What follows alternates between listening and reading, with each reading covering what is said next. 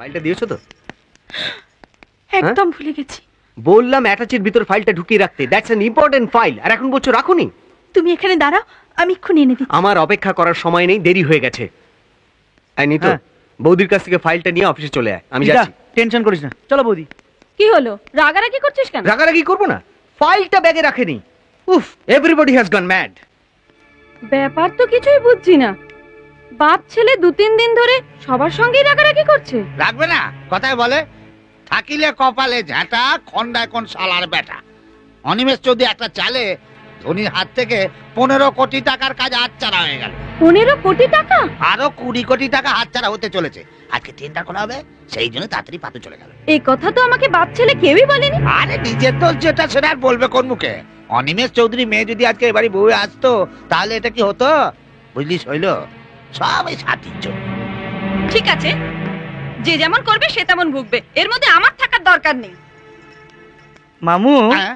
বারুদ বিছিয়েছো না বিছিয়ে আগুন ধরানোর অপেক্ষায় আছো? যাবে কালকা যোগী শিরমে জটা আমার শুনায় ধর্ম কথা। ঘরের কেউ না, তার আবার কথা কিসের রে? আমি তো এ ঘরের কেউ না, কিন্তু তুমি তো কোকিল কাকের বাসা। মামু, কেউ কেউ বলে শ্যালক ও গৃহনাশায়, আবার কেউ কেউ বলে মাতুল ও গৃহনাশায়। আর তুমি শ্যালক আবার মাতুল। একটু হুঁশিয়ার হয়ে চলো, নইলে অ্যাসিডিটি বেড়ে যাবে। যাবে, আমাকে আর জ্ঞান দিতে হবে না। রায় সর্বজ্ঞ পরিবারের মঙ্গল ছাড়া আমি কোনো কথা ভাবিনি। হ্যাঁ, এ কথা একদিন শকুনি মামু ও কৌরবদেরকে বলেছিলেন।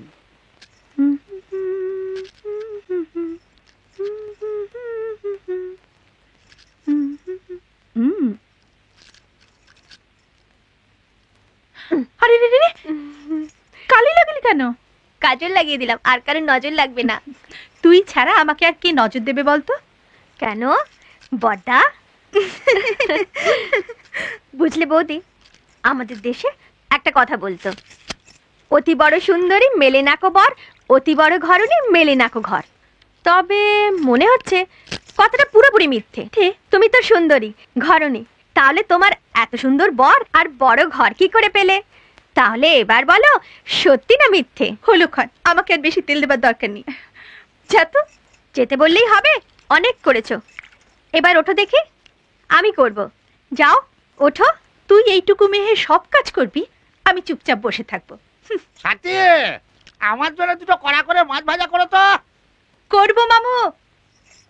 সাথী, আমার জন্য দুটো বেগুন ভাজা করো। আচ্ছা মামি।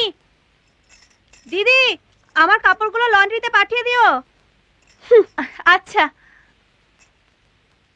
কি বৌদি, সব মনে থাকবে? হ্যাঁ। কই বলো তো। শোন, মামুর কাপড় লন্ড্রিতে দেবো, মাছের মামির কড়া ভাজা হবে, অমিতার বেগুন লন্ড্রিতে। অত হাসবার কি হলো রে বোকারা? হাসবো না।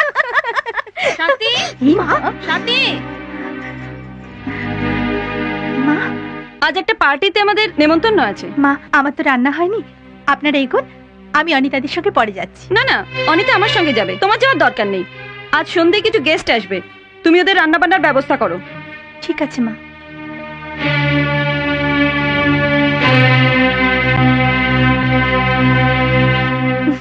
চল তাড়াতাড়ি কাজগুলো না হয় সেরে ফেলি।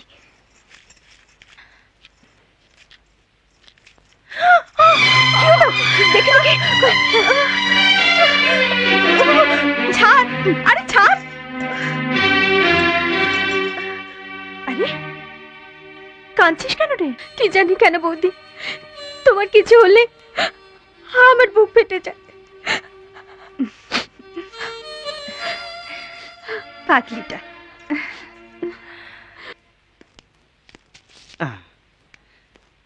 মাসিমা, মাসিমা, বসুন মেসোমশাই বসুন। মাসিমা, দেখুন বাড়িতে নতুন অতিথি এসেছেন। নমস্কার বেয়ান, নমস্কার। হ্যাঁ নমস্কার। মাসিমা, আমি যাচ্ছি বৌদিকে খবর দিতে। বসুন। হ্যাঁ,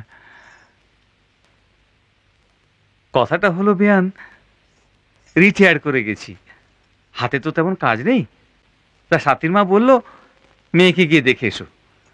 তাছাড়া দুদিন পরে তো দোল পূর্ণিমা, বিয়ের পর মেয়ের প্রথম দোল পূর্ণিমা, তো সেই জন্য ওগুলো নিয়ে এসেছি। পূর্ণিমা, পূর্ণিমার উপহার। আচ্ছা, আপনাদের আসানসোলে এই ডালাকে কি ভালো বলে নাকি রে মশাই? উপহার পাঠিয়েছিল আমাদের সেনাপতি। 8-8টা ভারী কাঁধে করে নিয়েছিল, 10টা কুলির মাথায় চাপিয়ে নিয়েছিল। খেয়ে দেয়ে বিলিয়ে বিলিয়ে একবারে 1 মাস চলে গেল। মেয়ে জামাইয়ের কাপড় এনেছিলাম। দেখি দেখি কি জামা এনেছেন। এই জামা কি দাদা পরবে? দাদা না পড়লেও আরে বাবা, ঘরে কি চাকর বাকর নেই? আমার দেরি হয়ে যাচ্ছে ভাই, হ্যাঁ? তুমি সাথীর বাবার সঙ্গে কথা বলো, হ্যাঁ। আমি আসছি। চল আমার সঙ্গে।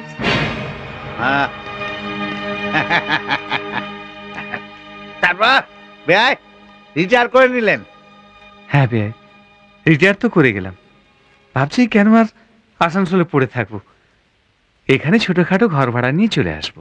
আরে ভাড়ার বাড়ি কেন বেয়াই মশাই? এই হাতিশাল থাকতে আপনারা দুজন কোথায় যাবেন? চলে কি কথা বলছেন? যে বাড়িতে মেয়ে দিয়েছি সে বাড়ি জলছাও নিষেধ, থাকা তো দূরের কথা। মামু কিন্তু থাকতে পারে, মামুর লাজ লজ্জা কিচ্ছু নেই, ভারী অ্যাসিডিটি। চুকা, বেশি কথা বলিস। বেয়ার সঙ্গে কথা বলে আমি আসছি। আসুন মেশামশাই, আপনি বসুন। বৌদি এই তো এসে গেছে, আমি আসি। বাবা, থাক মা, তুমি কেমন আছো? ভালো। তোকে দেখবার খুব ইচ্ছে হচ্ছিল। মাকে আনলে না কেন? মাকে দেখতে আমার খুব ইচ্ছে হচ্ছে। আর কিছুদিন অপেক্ষা কর মা, তারপর যেদিন চাইবি সেদিন দেখতে পাবি। আমরা ঠিক করেছি কলকাতায় বাড়ি ভাড়া করে থাকবো। জানিস তো, প্রীতি জয়ন্তকে বিয়ে করে এই কলকাতায় বেনিয়া বাজারে আছে। সত্যি নাকি? বাহ, খুব ভালো। এসো না বাবা, ভেতরে এসো। কিন্তু মা, এসো না, এসো এসো, বসো বাবা। বলো বাবা, এবার তোমাদের কথা বলো। বলবো মা, আগে বল তুই কেমন আছিস?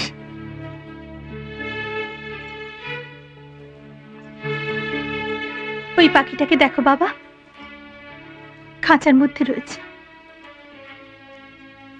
খাওয়ার সময় খাচ্ছে, শোয়ার সময় শুচ্ছে, কিন্তু কখনো মুখ ফুটে কিচ্ছু বলছে না। বলবে মা, নিশ্চয়ই বলবে। নতুন এসেছে তো, সেই জন্য বোধহয় কিছু বলতে পারছে না। এবার তোর কথা বল মা। আমার আবার কি কথা? এরা এত বড় লোক, ব্যাংক ব্যালেন্স এত, যে হঠাৎ জিজ্ঞেস করলে কেউ বলতেই পারে না।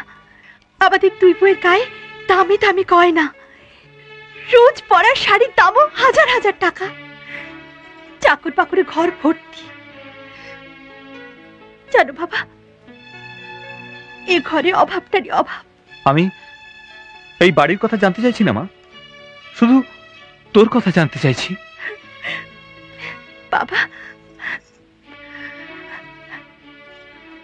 ভালো আছি বাবা, খুব ভালো আছি। এমন আরো অনেক ভিডিও দেখতে এই চ্যানেলটি সাবস্ক্রাইব করে নিন এবং পাশের বেল আইকনটি প্রেস করে দিন।